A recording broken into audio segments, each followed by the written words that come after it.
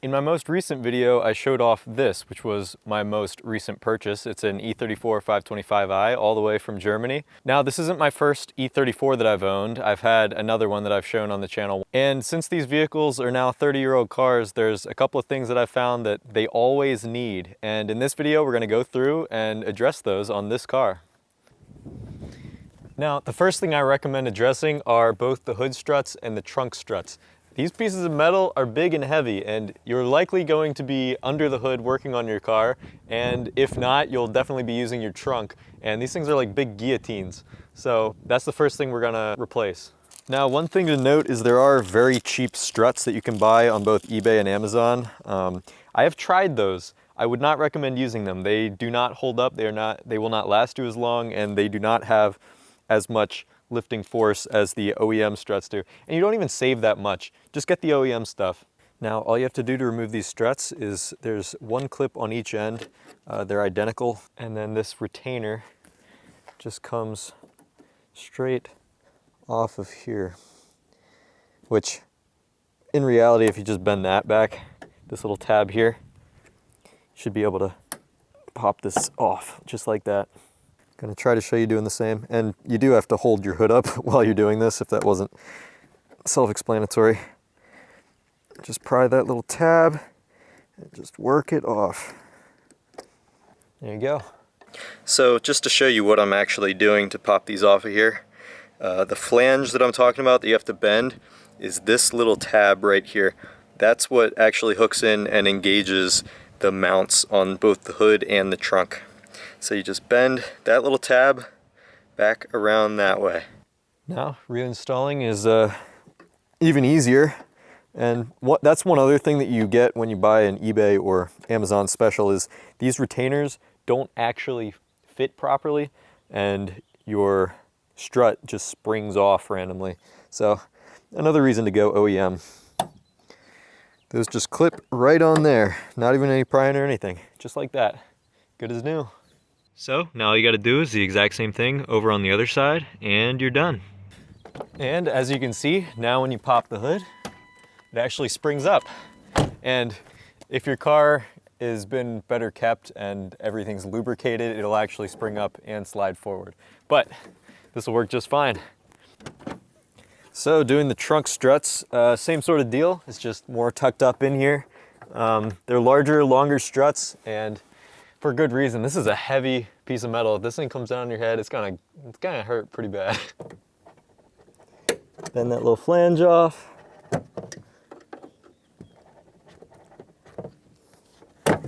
Shove that one off. Wedge that same little flange off of this one. And that slides right off of there. Now we'll go ahead and throw our new strut in, and then we'll be done.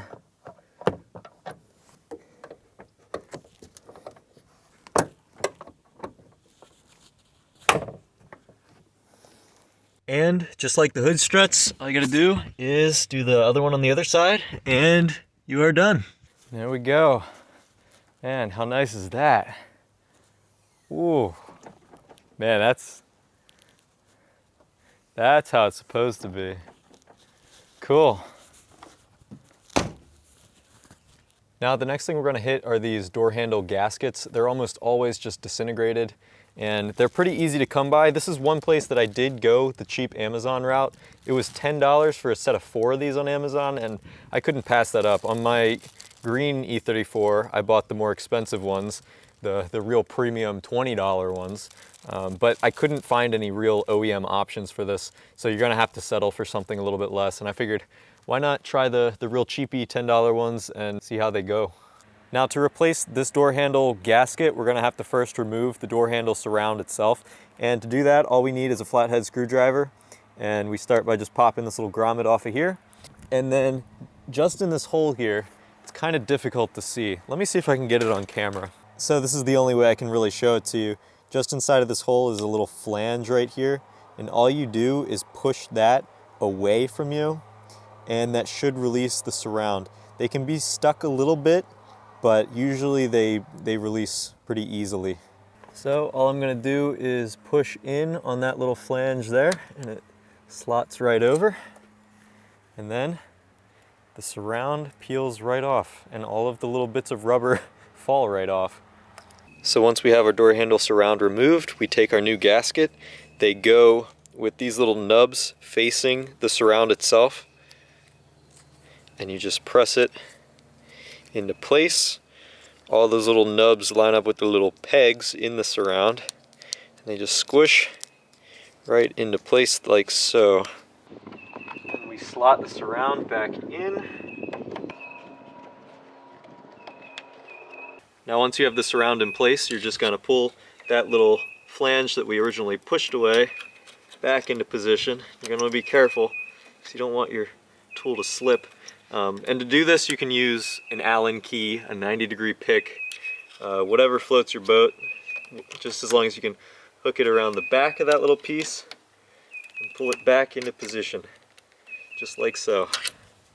Voila. Now I guess as a bit of a review on this gasket here, I think it's definitely worth the 10 bucks. Honestly, it's better than the $20 gasket that I put on my other car. It was a lot more pliable, so I was a bit skeptical that it might come out looking kind of wavy and gross. And the reviews weren't great either, but if you install it correctly, man, I'd say it's definitely worth 10 bucks. I'll definitely leave a link in the description to these gaskets if you're interested in purchasing them yourself. Now, next up, we have what is probably going to prove to be the most difficult, which is replacing the cabin air filter. In E39s and newer BMWs, it's very straightforward and easy, but in these, it is up in the center of the dashboard here. So you have to drop the glove box, remove a couple trim panels, and then you can reach up and pull the filter out. So we're going to go ahead and get started on that. Now, I have heard that not all E34s have cabin air filters. It sounded like 93 and newer did. So we'll find out if this one even has one, and it is a 93. You'll have to do your own research first or check before buying one, but it's not a guarantee that you do have one. But if you do, it's likely it's never been done, completely neglected, just absolutely disgusting, and this is definitely something you're going to want to get done in your car. Now we're going to start by removing the glove box.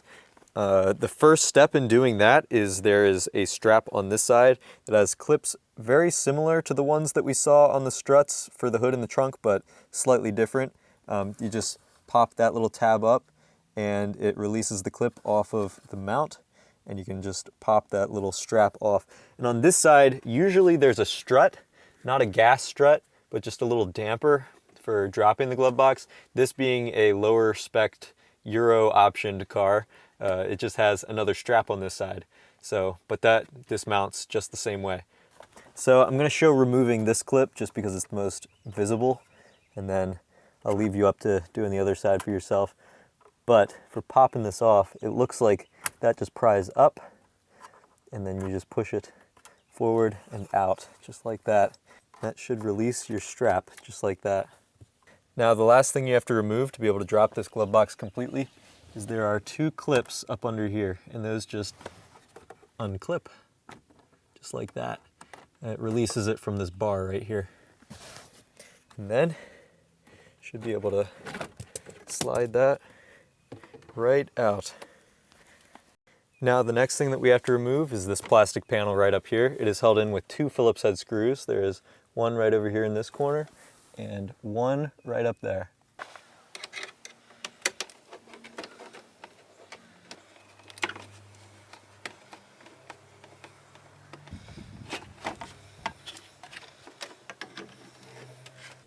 And just pop these little connectors off.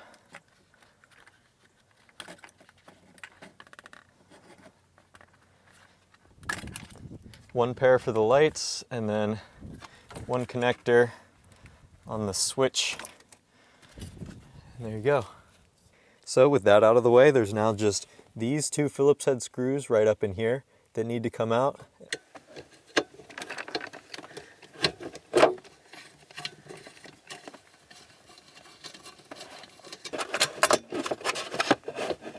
So now we want to remove these two trim panels here, and to do that there's one Phillips screw down here, and I think there's supposed to be another one up in here, but someone's clearly been in here before.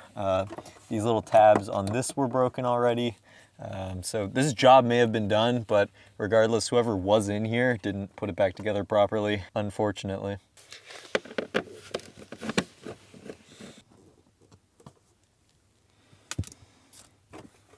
Now this panel should come on down, and so should this one.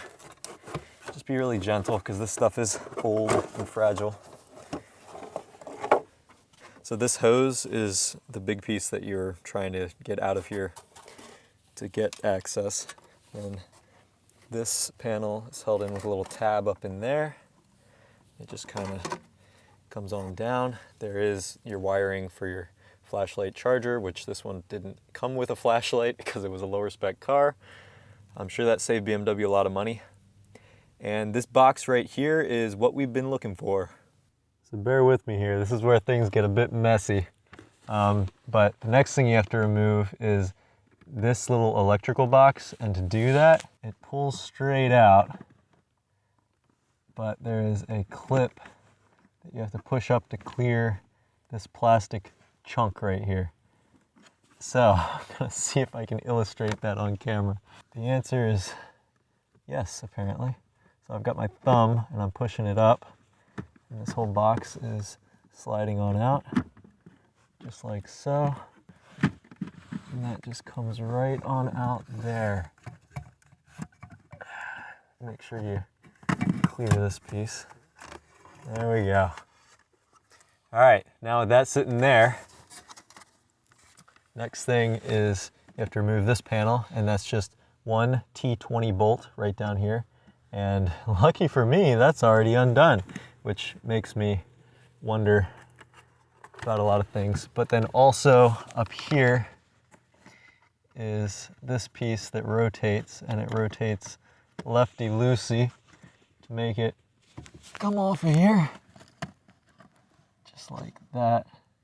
So you can kind of see how that rotates and engages this piece right here. So now, with all this beautiful camera work, this should come right out like that.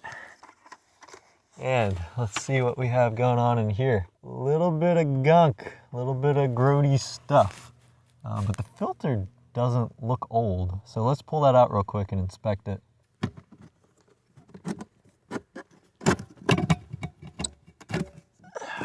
Oh yeah, it's got some gunk in it. Okay, well, good news. I don't think that this is the original filter, but it is certainly not one worth keeping. So it's a very good thing that we're doing this. These usually get caked up with all kinds of dead bugs and tree stuff and all kinds of things. So getting this out and replaced is definitely huge. All right, so once we have that out, you're definitely going to have to clean all the goop out of here. Do a good job of it. Make sure your job is worthwhile. So once we've got everything sufficiently cleaned out in there, all we're going to do is break open our new filter and do the reverse of what we did. Now hopefully your new filter has labels like this that say top so that you can get your correct orientation and arrows. But in case you don't, this foam goes towards the back of the car, whereas the spot with no seals and these little tabs goes towards the front. There we go. That's probably the most difficult part on the entire car. All right, put this little cover back in place. Yeah, so this thing kind of sucked to try to get back in here. You just gotta remember the position of this little rotating latch. You just gotta make sure you get it up behind this tab right here and then rotate it into place. Lefty-loosey, righty-tighty. It applies here. And then don't forget to screw this screw back in at the bottom. Then you gotta slide this little electronics box back into place. Very good. Yeah, these tabs broke off on this vent piece, so we'll see if that actually wants to go back in.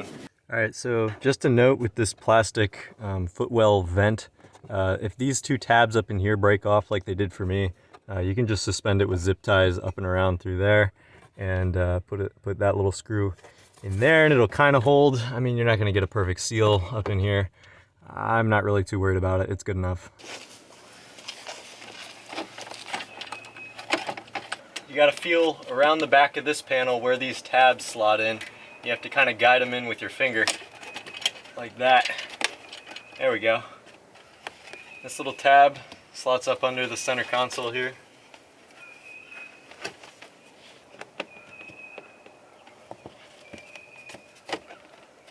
This connector plugs back into here, and these two connectors plug back into the glove box light, like so. As you're sliding this piece back in, you have these little tabs here that you have to make sure slot against this plate. So just want to make sure that those slot in when you mount this up. And you've got the same 3 screws to mount it back into place. Alrighty, now we're ready to mount the glove box back up. We have these little latches, which we undid to pull it down. There's no hardware to do this. They just sort of slot into place on there like that. One there, and one there. Alright, make sure that they are unlatched so that they will receive this bar. And then, doing a little bit of gymnastics, we're just gonna make sure that those latches wrap around, and then once they're wrapped around the bar, you just clip them on. Voila! Now, don't forget to remount your little straps on here. Again, they're just held on with these little retainers that just slot on. And one more on this side, and we are done. And if your glove box rubs a little bit, like this one is on this plastic piece, you can just unlatch those little latches on the bottom and slide it around to adjust it. So, but other than that, that's a job well done. And try out the air, see what it feels like. All right, getting in, throw the key in, crank this up.